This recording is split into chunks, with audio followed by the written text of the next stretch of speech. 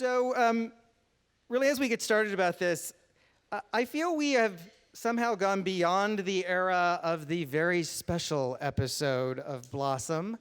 And I want to talk a little bit about that. Why do you think there was that era of the very special episode, and why is it no longer necessary? Carter, we'll start down there with you. Yes, everybody turn on your mics. Everyone turn on your mics. I think it's just the evolution of, I think when so many of the topics that were revolutionary were first discussed, you kind of had to have a very special episode because it's never been seen before.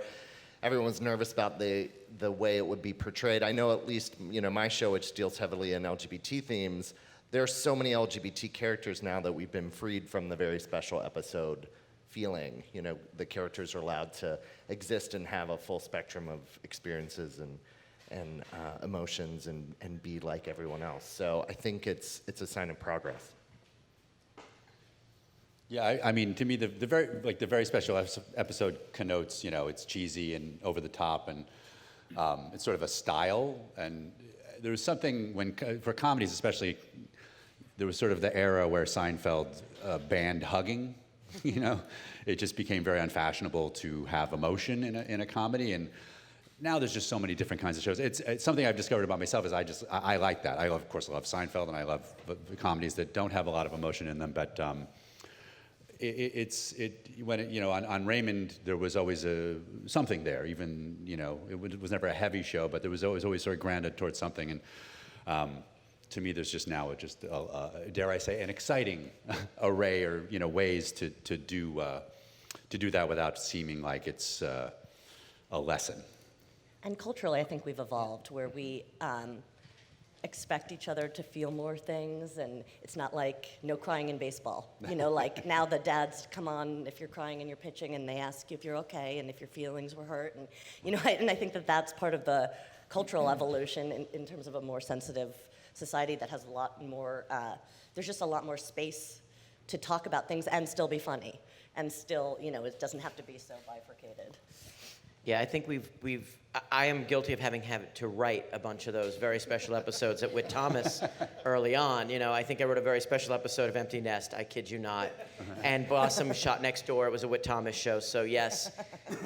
Part of it was marketing. Part of it was really a viewer discretion advised. I remember, this is going to sound crazy, but there was an episode, believe it or not, where Arnold on Different Strokes gets abducted, believe it or not, by Gordon Jump from WKRP, and there's this really super weird episode of Different Strokes, and he's in the basement of the building, and he's going to be clearly touched. And people freaked out, and they were like, what is this? My kids watch Different Strokes, and now the Maytag repairman is touching Arnold Jackson. And so one of the things that they did was they used to have us do is, we can market it as a very special episode and to warn people, or that families can watch it together. So the very special episode was also just a cop-out. This may be controversial. Please prepare yourself. Yeah, exactly. When you think All in the Family, the first episode of that, there was such a disclaimer on it that was literally do not watch this show. We have nothing to do with it. If you hate CBS after this, we didn't put this on the air. So, there was a fear. There was always a Christian group that was saying, so it sort of had to be here comes the lesson. The other thing about it is that there's also something about saying a very special episode, which is, specific to the idea that this story can be told in one episode. And, one of the things that I felt when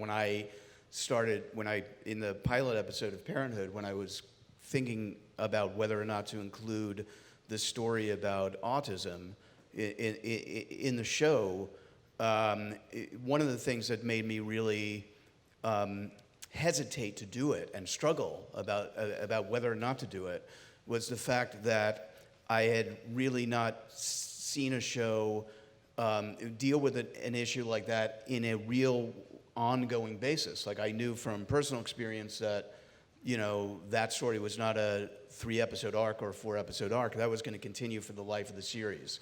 So, the sort of ability that I think we sort of have now, and the freedom that we have now to take on those kinds of subject matters that become not only subject matters that you can take a look at, but ones that become sort of ingrained in the fabric of what the show, of what your show is about, when your series is about. That to me is the exciting thing about how far we've come.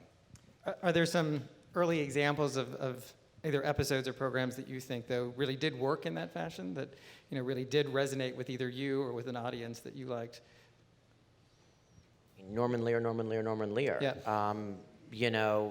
When I'm 48. I think I'm old, and I got you beat. But Maud, Susan Harris wrote the episode where Maud decides to have an abortion, and if you think abortion is controversial today.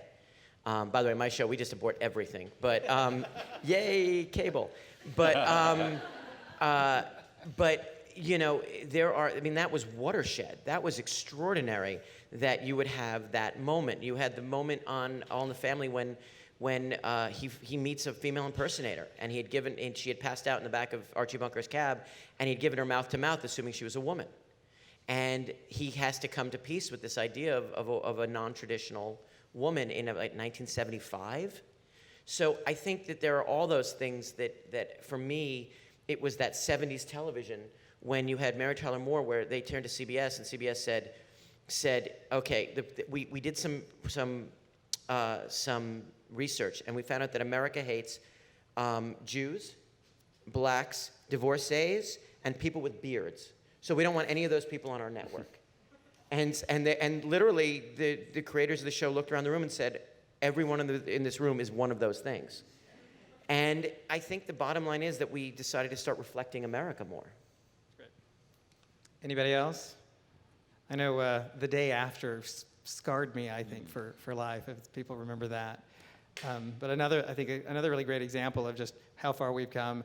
When Roots was first supposed to have been on the air, ABC was so scared of what it might do to the ratings, they crammed it all into 1 week, just so they could get it all run through. And yet we can see where we are now. Yeah. The popular adage is that you write what you know. I don't really want this to turn into a therapy session necessarily, but I'd love to understand how some of the storylines that you've told and some of your many programs you've done resonated with you, why you felt you had to tell that story. And Jennie, I'll start with you because I'm not sure that a Latina virgin having a baby is necessarily your story, but I'd love to know where it came from. Though that part is not the story, I feel like in anything you're figuring out who character. For me, the thing that felt very close to me was being an ambitious woman with a complicated relationship with your mom, and I can relate to that. We do a lot. Catholicism is really big in our show, and I'm not Catholic, but we try to fill our writer's room with different points of view, of course, and also just we try to. Our kind of storytelling, we call it, is just real compassionate storytelling, where we just really try to understand everybody's point of view, even our villain's point of view, even, they're the hero in their own story, all of that. And for me, as I started to think about Jane and who she was, and this person who had her whole life planned, and then, through this twist of fate, and her whole life was undone, and what would she do then? I can imagine how that feels, and I can relate to that as a character. Now, I'm not, I don't speak Spanish to my grandmother or anything like that, but I can create. I wasn't also trying to represent everyone. I was trying to represent Jane, who was the daughter of Zoe, who was a character who was the daughter of Alba, and how that family functions, not how every family functions. And to me, you look for our points of similarity and humanity, and that, is a nicer way, I think, to approach life in general than to look at everything that separates us. And so we sort of attack story from that point of view. And, even if we were to do abortion on Jane, there would be Jane, who's pro-choice, and her grandmother is not, for her own reasons. And I would I mean, I have my own obvious point of view, but I would just be respectful of her, of her point of view, not try to change it, but try to work in, because respect is really where I think everything, where we can all coexist. So, it's really just trying to understand and you create conflict and then put out into the world what you think. Every show has a point of view, so you always want to. In our show, we're very overt about our point of view, but every show has a point of view. So, Yeah, I would, to echo that, I think empathy is kind of the most important criteria for the job that we do, because if we can't connect with what the character is experiencing, even if we've never experienced it ourselves, we can't convey that to our audience. And it's funny, about 3 years ago I was developing, and everybody was saying, okay, the networks really want people to come and pitch them passion projects. It's got to be passion projects. So even if this didn't happen to you, tell a story about how it happened to you. And you're like, this is ridiculous. I don't really think everything that I write has to have been something I've experienced, but I think I should be able to speak to what it touches in me as a human being, and I should be able to say, this is how I'm going to convey that to other people. To me, that's kind of the core of what we do. Well, Jason, your stories, though, do seem fairly personal from parenthood. I mean, you have a son who... Yeah, no, I think there's a lot of... I think that, on parenthood, we just... it was really all about accessing our lives. I mean, and not only for me, but all the writers. And we would basically sit around the writer's room and wait for somebody to start crying, and we would know that would be our story. But there were several things that were taken more, directly from, my experience in a way that was sort of more autobiographical than what I would normally want to do. One was that story, that Max's story about Asperger's. There's also the breast cancer storyline, and then in the final season, the story of Zeke's death. I mean, were all stories that were, started from very autobiographical places. But the thing is about it is, you either start from a place that's autobiographical and then find the sort of rhythm and music and poetry and get out of that. It's all about facts, or you start from a place that isn't autobiographical and you find your personal way into it. Either way, works, but it sort of goes back to what you're saying, is it's like all about trying to find where you find why this story is, sort of deeply personal to you. And even though it seems ridiculous when people were saying they wanted the passion projects, there is something about that. There is something about, like, when you're in a writer's room and somebody pitches something that is real to them and something that they've experienced either with themselves or a friend or a loved one or a relative, and they start telling that story, you immediately perk up. I mean, there's no doubt about it. Mike, you kind of told the other end, I think, of kind of the Jane the Virgin story with men of a certain age. It was men who have gone through part of their life and suddenly realized their dreams are not going to be happening. So I wonder where that comes Yeah, I related to that. What are you trying to say? Yeah, I had a very instructive experience in terms of writing What You Know, because that was really, I am those guys. I'm not any one of those specific guys, but Ray and myself obviously related, and it was coming very close to things that we experienced. And then when I went on to do Enlisted, that was Kevin Beagle created it and had, I was coming aboard to help run the show, and I read the script and I was like, I don't know anything. I mean, the Army I have no clue. But something in it just spoke to me, and I just, because he was going for showing these people not as, war heroes or as, but that this is their job, and they all have different passion about the job that they're in.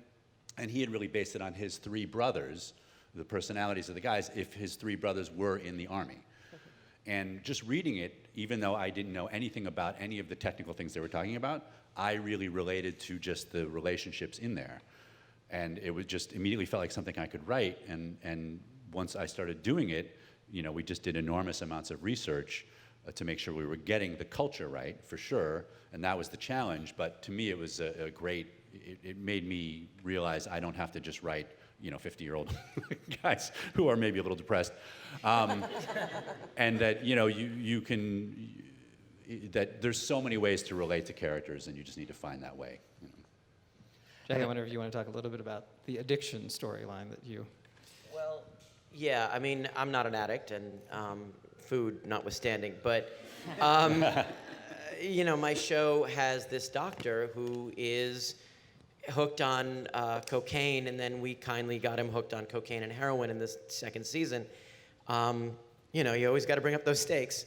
And the thing is that there's a universality in that, in the idea that, I mean, geez, Prince just died of the same damn drug, you know, as the people who were dying back then of opiates. And so, you know, there is a universality. I mean, look, you're trying to, there's two halves of this. There's the universality, which is kind of the river, and then there's the specificity, which is the gold nuggets in the river. And what's great is that, I mean, I'll use Jason just because I'm going to fanboy here for a second, but I could look at my so-called life and say, wow, I'm clearly Jordan Catalano. No, I'm obviously Brian, I feel like Brian Krakow, except that Catalano couldn't read, so that's probably me. But, and I said, wow, and that felt like a little bit of my childhood. But then he goes to high school and he does Texas. I know nothing about Texas, right? You are what I know about Texas currently. And I don't know these people. I don't know Tyra Collette. I don't know. I'm frightened of people like this, you know? Like, I don't know that. And yet I'm sitting there so wrapped and riveted and going, I get it. I get this world because they have hopes and dreams and wants and desires. And that's the universality. And then, you know, Texas Forever is the specificity. The moments or what his pickup truck looks like or whatever are the specificity that make me go, wow, I'm in a world right now that I don't know, but I am thrilled with because I'm connecting to the universality of this guy or of these women or whatever. So I think we always have to be really careful to say, oh, well, that's not me. I mean, George Lucas never went to space. But it doesn't matter because Luke Skywalker is George Lucas, a kid from Modesto, California, who felt like he had something special to do or say in this world, but who was ever going to find it out because he's out in the hinterlands of California. So I think that we need to use that. I mean, for us on the Nick, we're in 1900. And the sad part in a lot of ways is that the evils and the misery of human beings, you know, of racism, sexism, you know, despising the poor, disliking immigrants, all those things that were giant issues in 1900, luckily have gone away. No, I mean, are still so prevalent. And people are like, oh, you're holding up a mirror to society. I'm like, no, I'm telling a story. Society just hasn't changed. And, you know, we've gotten kinder about addicts, which is the nice thing, is that we at least are kinder about them, but we're still addicts. And we're still self-medicating because we're still miserable humans. So I think that for me is the idea of making sure that you're specific to 1900, but you're universal because they're humans. That to me also just brings up the idea of responsibility. Responsibility as a storyteller. At our event on Wednesday, Alex Gonza accepted an award on Homeland and said he felt he had a responsibility in this day and age and with what's going on in the political environment for the next season of Homeland not to contribute to the racial fears, not to contribute to the xenophobia. I wonder what you guys feel in terms of your responsibility as a storyteller is when you're telling some of these stories. You know, must it be right? Must it be sacrificed for some of the drama? How do you feel about, you know, that kind of extra layer of all eyes are on you to make sure that you're telling it in the way it's supposed to be told? I would say that, you know, we did on my show Faking, and we did an intersex storyline, which was the first intersex main character on television, and seeing a community, the intersex community, and them reach out about finally seeing themselves represented in media and how powerful of an experience that was really the first time that I had really, really seen the power of television and its ability to sort of let people be seen and feel connected and find a community.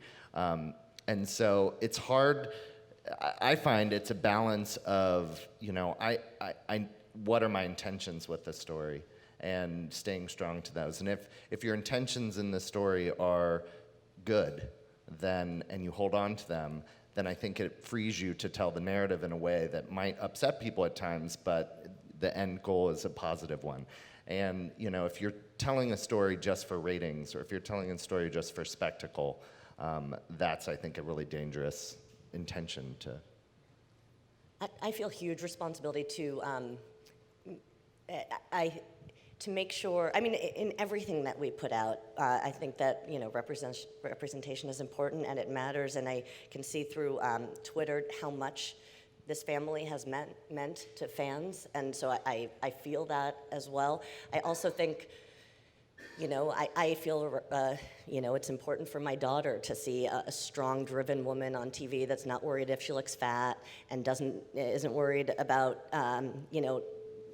when she's going to get married, but has a career. I mean, I worry about that all the time, in terms of what images my kids are seeing, and just what part of what conversation do I want to be contributing to, because you're putting something out. And, I think about the family. I want them to be able to make mistakes. They can't be perfect. It's not talking about perfect representation, but just that you understand where people are coming from and the different factors that go into making decisions. And, whether it's race or class or religion or whatever, that this forms a person that we're writing about. And I just want, I do want Jane specifically to be a positive representation of a matriarchal family, with a strong, driven woman at the center that accomplishes things that are not only related to boys.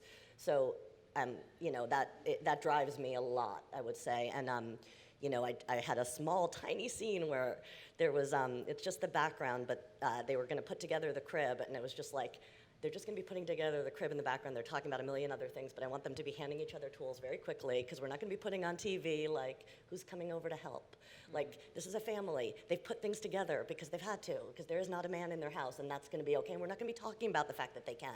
We're just going to show that they can do those things. So, it matters to me, I would say, a lot. Yeah. Mike, I know you've got One Day at a Time coming up, so. Yeah. Yes.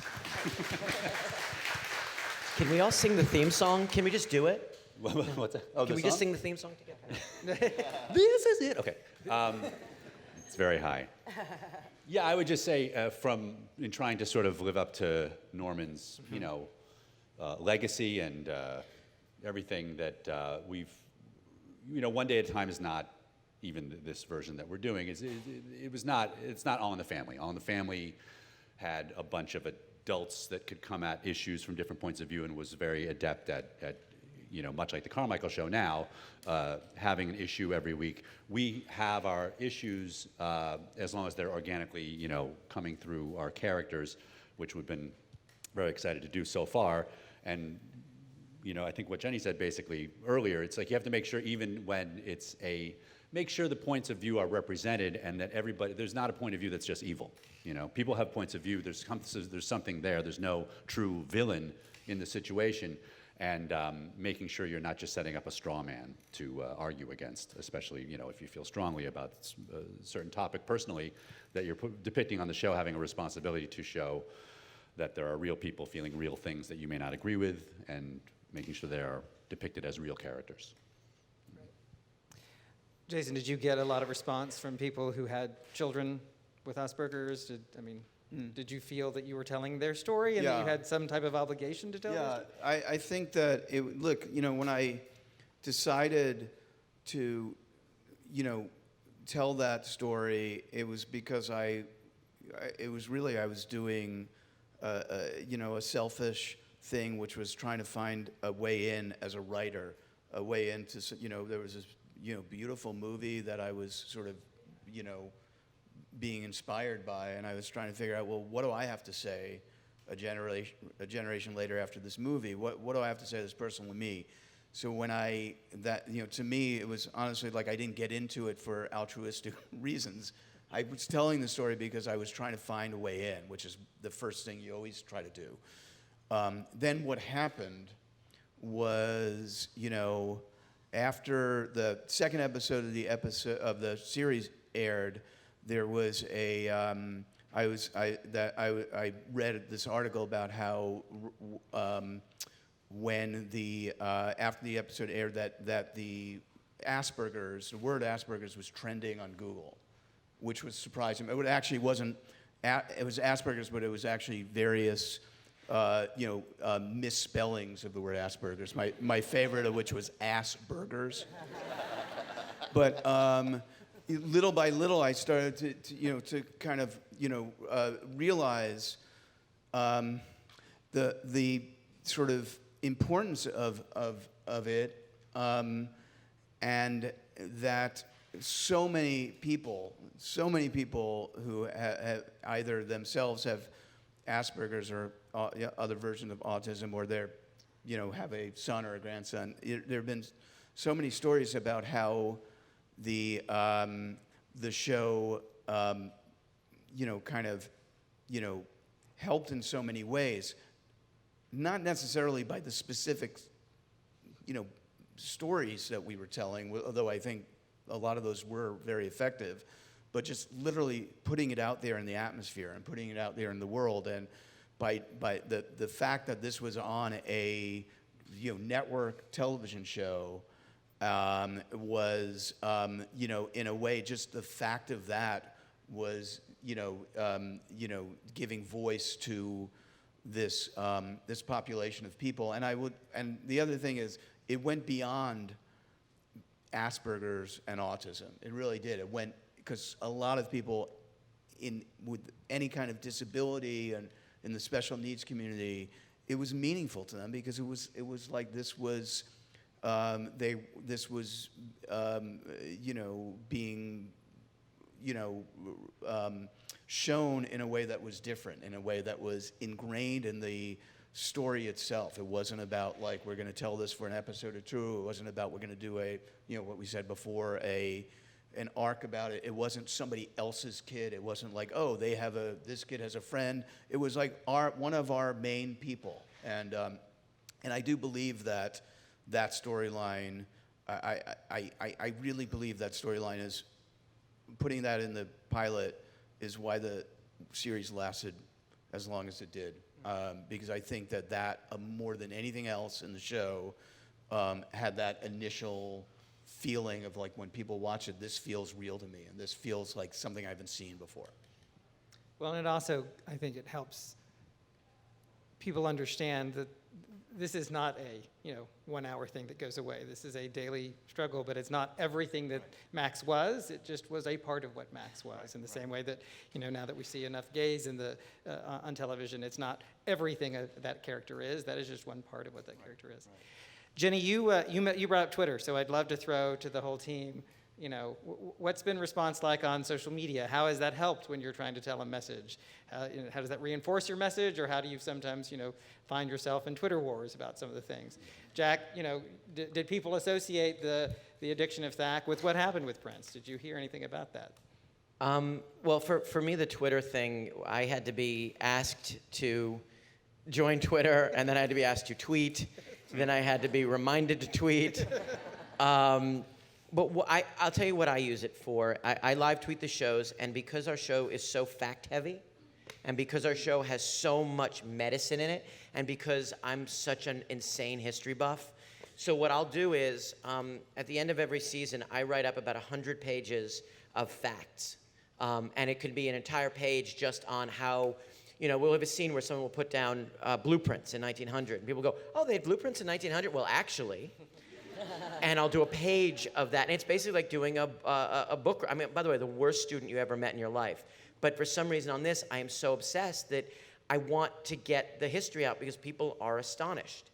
And so for me, what I've done is I've found a program that allows me to do 1,000 words on Twitter that kind of posts on underneath like a photo.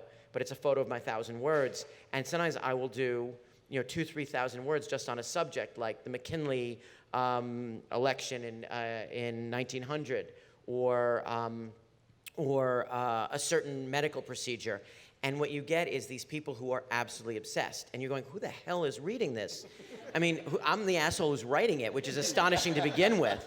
But that's what I use it for. I use it to get more of the information out to people, and it's a terrible version of doing that, to be 100% honest. I would much rather be able to have like a full, long conversation with them, but it's where everybody comes and they get to basically indulge in the history if they want, or ignore it if they want. Carter, I have to assume that Karma and Lauren and Amy and everybody just were followed and talked about and tweeted about. Yeah, Twitter. Twitter was really the only way the network marketed the show. So it's becoming the primary tool, I find, especially actors. They want them to tweet all the time, and they don't pay them for it. So that's the coming battle. But I find Twitter really, I've kind of developed some boundaries around Twitter for myself, because I find that the access to fans is both wonderful and horrible. And fans are reacting in the moment to you manipulating their emotions. And sometimes they hate it. And that's great, because that means I did the right thing. But it's hard to get that in the moment. When you know the next episode, you're coming off of this, and it's pushing your story forward in a way that's great. So, you get a lot of... it's just a lot. It's a lot. And so I kind of use it as, when things come up in the show and I read it on Twitter and people make good points, I answer it in the show. I'll kind of, or I did. I don't have a show anymore. But when I did, and that was rewarding to me. I felt like that was the right conversation to be having with fans. I hear you. I'm responding within the context of the show to your criticisms. Jennie, have you heard, Jane should never have done that. I can't believe you let Jane do that. Half the people. If she ends up with Michael, I'm not watching. If she ends up with Raphael, so I'm losing anyway. At the beginning, I'm not a great tweeter. I'm a good retweeter. Again, because of the boundaries. I found it really, really emotional at the beginning because, white. I saw a lot of people who didn't look like me particularly, but I saw a lot of representation of myself on TV, and I didn't realize until I took Jane on the power of representation and what it means to see yourself or a family that looks and feels like yours. So getting all of that feedback on Twitter was really personal and really inspiring to me at the beginning. Like, this means so much to me. This means so much to me, and that, I feel emotional about it now because it made me, want to do right by people that were responding to it and feeling moved by it.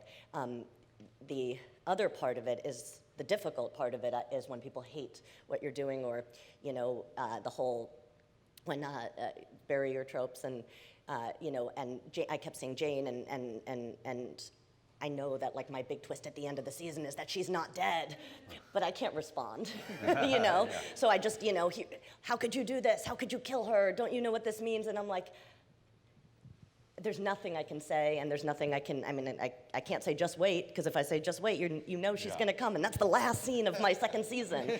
So, No spoilers there or anything. Well, it aired, so, so I feel like there's also the thing that makes me uncomfortable about Twitter is the pile-on of it, and when somebody's down, the piling on of it, and I feel just, imagine, it brings me back to that feeling in high school of people talking about you, or people not liking something about you. So that makes me uncomfortable, and it makes me uncomfortable if I'm not the subject of it. It's again, you just feel compassionate and sad that is happening. At the same time, when Hillary writes delete your account, I'm gonna retweet that. Yeah. That's awesome. So, it's, I'm a retweeter of what I believe. And also I never want to, there's so much negativity, so I just try to keep it kind of light and positive. Jason, have you seen any particular story from any of your shows kind of light up social media? Is The Path a big generator of conversation? Yeah, no, people are really interested in The Path, but I only hear this. I don't, I mean? I really do feel that I personally don't want to be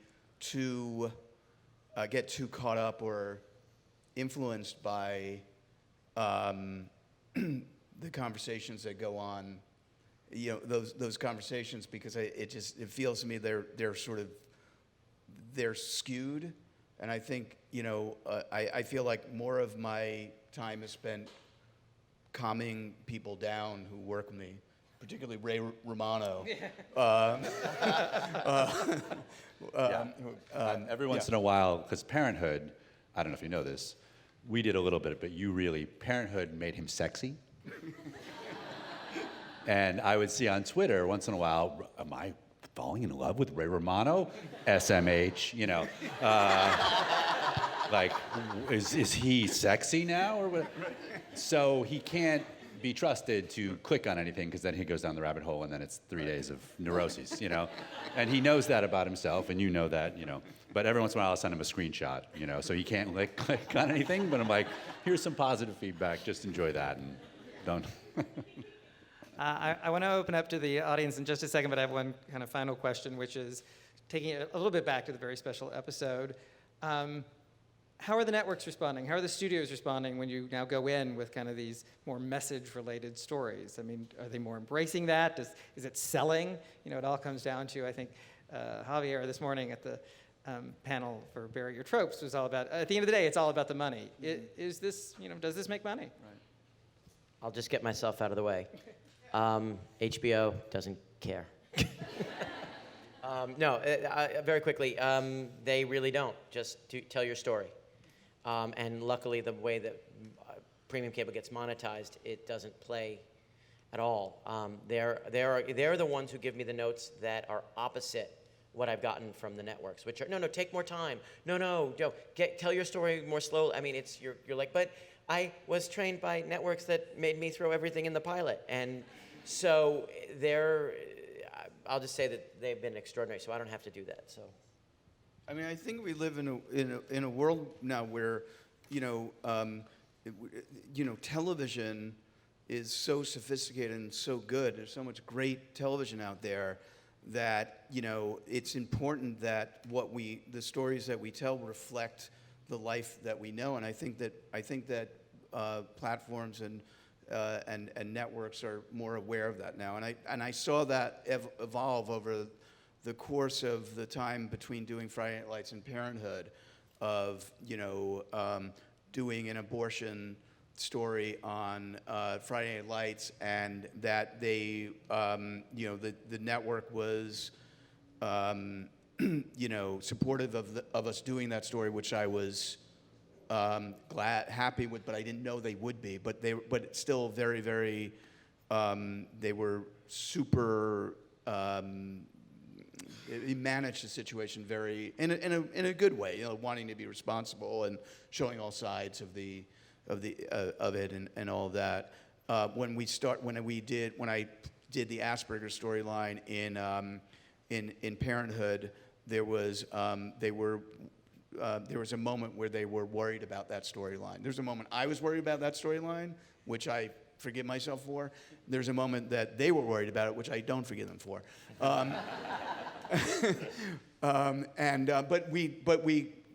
we pushed it through, and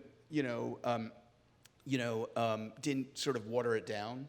And then I remember when I was pitching, wanting to do this cancer story in season 4, which was going to be a major season-long storyline, which I was worried that they would feel was sort of too heavy for it. I had this big pitch, sell, that I sort of formed, for them, and got on the phone with them and started to do the pitch. And a couple minutes into it, they said, "Jason, stop. We're on board with the story. We want you to tell the story."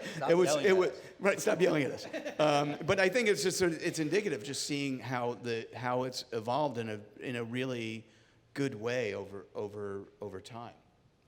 I think something that's exciting, I feel, is the movement, the emergence of digital platforms, the movement of the industry in that direction, and the proliferation of TV has meant that you can create shows that are a little more narrow in scope than you ever could have before. And seeing a show like Transparent find success, I think it really shows that Now if you have a story you want to tell, before it would have been, well, not enough people are going to connect with that, and now it's like, no, let's put it out there and see what kind of audience it is, and I think that's really exciting.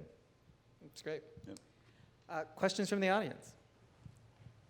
Well, first of all, Jennie, I just wanted to say that you talked about sort of representation and how you heard from people, but I just wanted to specifically say thank you because I think that. Sorry. Yes. Thank you, Jack, for No, reminding that's fine. No, I just wanted to say thank you because I think that Jane is the most realistic and helpful portrayal of a new mom that I've ever seen on television, and I think that's a struggle that women have that's silently and not talked about, and that was a big deal for me to see on TV. So Thank you. I should say that was very personal. For me thank too. you. I appreciate that. Yeah, so thank you. No, so you talked about, there were sort of two different things that were talked about. One was this idea of representation and people seeing themselves in the characters you're creating, and the other was I was just telling Jane's story. I was just telling the story about this person and her mother and her grandmother. So how do you reconcile those two sides of telling a very specific story about a specific family and the fact that generally people are going to see themselves in the story you're telling and it needs to kind of speak to a greater audience? It's funny that I think the more specific you are, the more people relate because you find all the colors and all the nuance in it. So it's like nobody reacts all one way. And if you create enough circumstances where the audience understands where this character is, and if they understand the character enough, then I feel like they understand their choices. And it's to me, the more specific you are about your character and not leaning on stereotypes and just thinking about them and knowing how they would react if they were on stage on a panel and if they were not asked on the panel and if they were, just every nuance of them. If you know it, then I feel like people respond to it because you're showing something real between them. I mean, the writers in the room joke that when I come in, if they're going to try to sell something to me, they'll always start with, so this happened to Jessica, and at one point I go, I can't believe that Jessica's had this life. I mean, this is crazy. But you are pulling specific things all the time. I mean, everything in that motherhood story from even, her 20-week sonogram where there was everything. I mean, my husband was traumatized watching it. He was like, I'm living your pregnancy again, all of your crazy, everything. And, so I think there's a lot that you put in that's specific. And then if you make the character super specific, then I think people, we meet so many different people every day of our lives, and you feel compassion and attachments, and I don't know. I don't think I'm answering the question very well, but I think you do it both at the same time. Absolutely. Thank you. Thank you.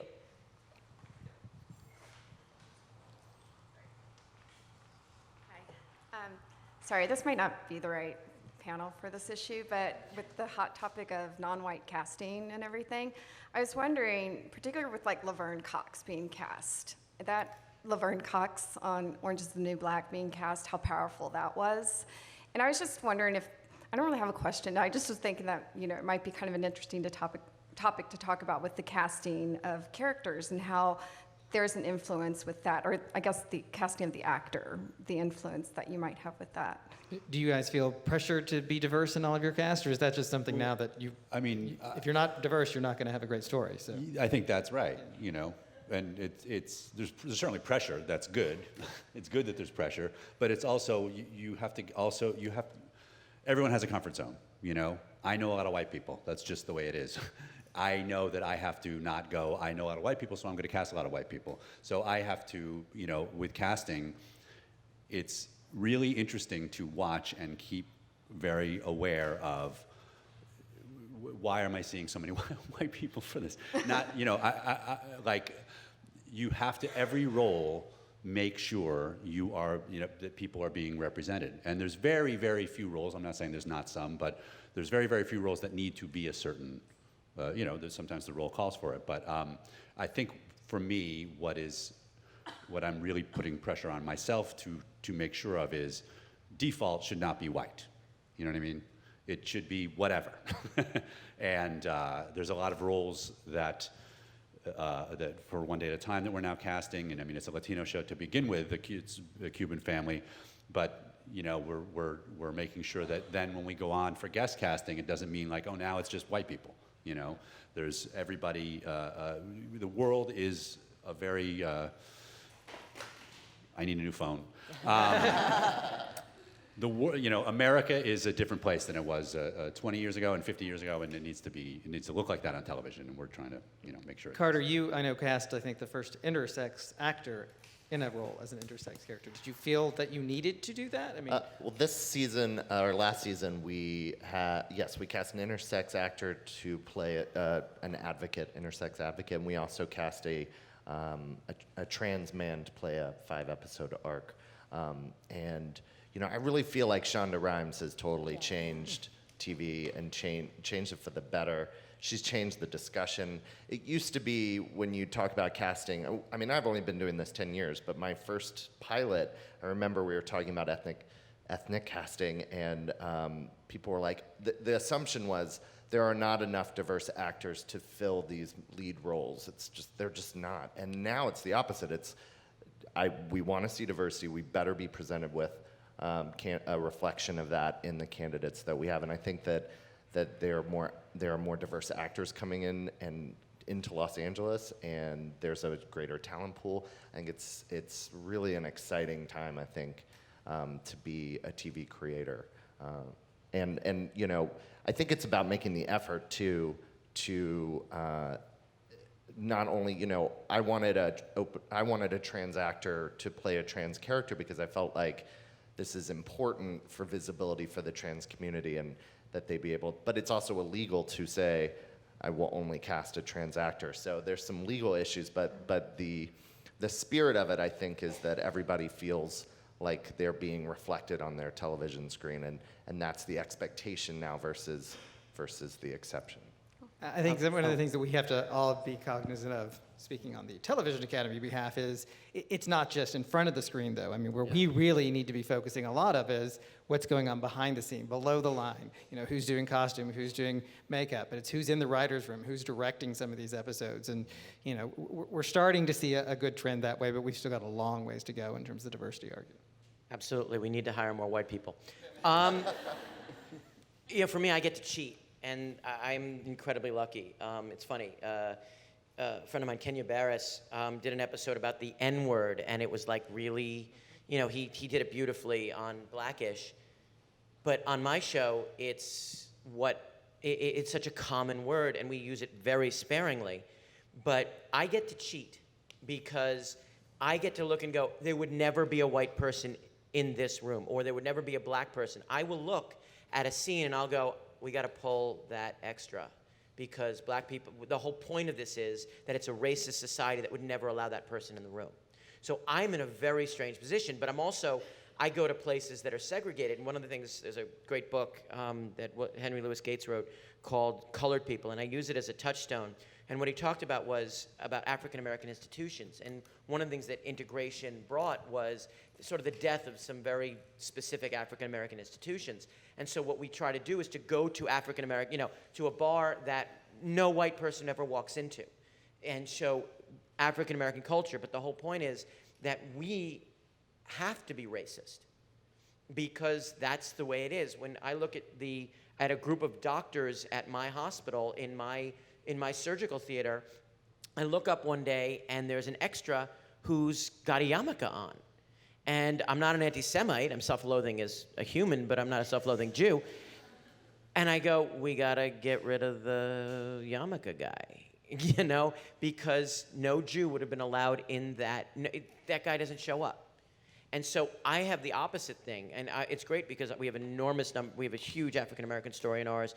We have 9 of our main characters are women struggling, but we have to be. What we're trying to do is show the world as it was and as it shouldn't have been, in most cases. And so we have to be bigots, and that's really weird, and oddly freeing. Not because I want to be a bigot, but because you can say this is a black cultural moment, and we get to show it, and you people get to go out. This isn't yours. So I'm sorry, there won't be other people in here. We have time for probably one last question.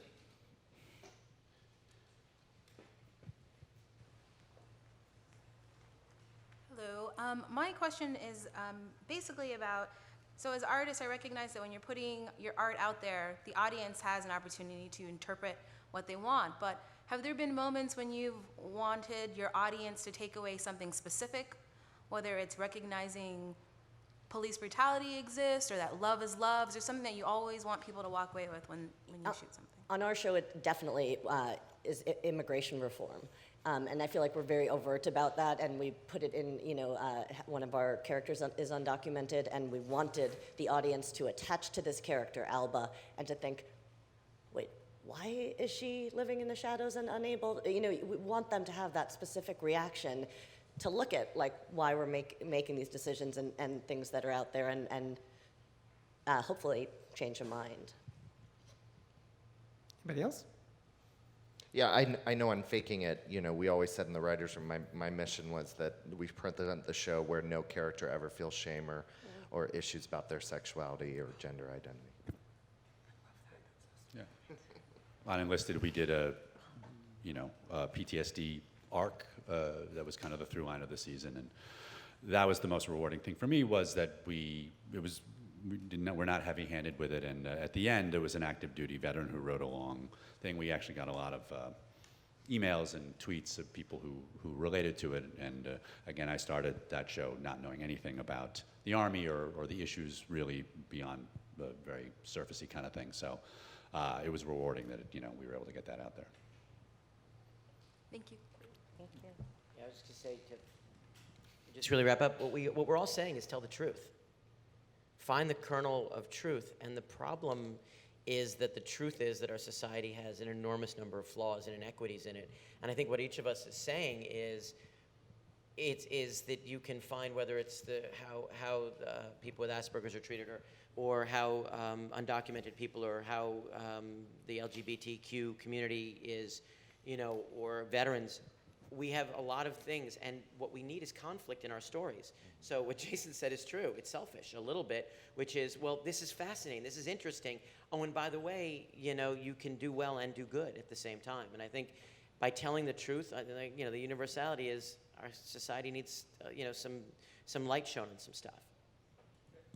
Thank you guys so much for being here. Thank you you. for being in the audience.